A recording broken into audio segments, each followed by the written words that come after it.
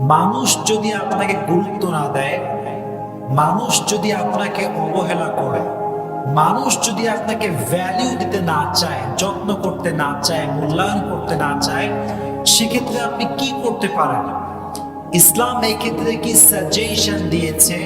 রাসূল কারীম সাল্লাল্লাহু আলাইহি ওয়াসাল্লাম কি বলেছেন, এটা আমরা আজকে জানবো। ইসলাম বলে যে তোমার সঙ্গে সম্পর্ক ভেঙে দেয়, তার সঙ্গে তুমি সম্পর্ক জোড়া লাগাও।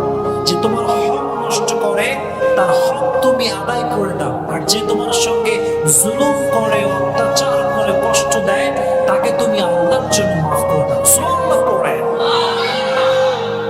What a beautiful Islam, কি সুন্দর ইসলাম।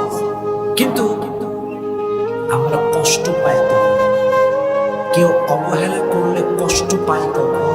পেইন ফিল করি কখন? We have to justify it first. এটা আগে জাস্টিফাই করতে হবে। দেখেন, মনোযোগ দিয়ে শুনবেন। যখন কোনো একজন নির্দিষ্ট ব্যক্তির প্রতি আমাদের অনেক মায়া, অনেক ভালোবাসা এবং অনেক আশা থাকে, এক্স্যাক্টলি সেই ব্যক্তি যখন আমাদেরকে কষ্ট দেয়, যত্ন না করে, গুরুত্ব না দেয়, তখন আমরা প্রচন্ড পরিমাণে হার্ট ফিল করি, কষ্ট পাই। So firstly, you have to overcome the illusion and expectation from him.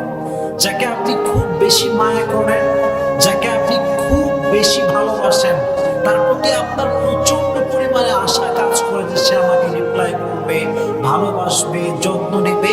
এই ভালোবাসা, এই মায়া এবং আশা তার থেকে কাটাতে হবে। রাজি আছেন ইনশাআল্লাহ?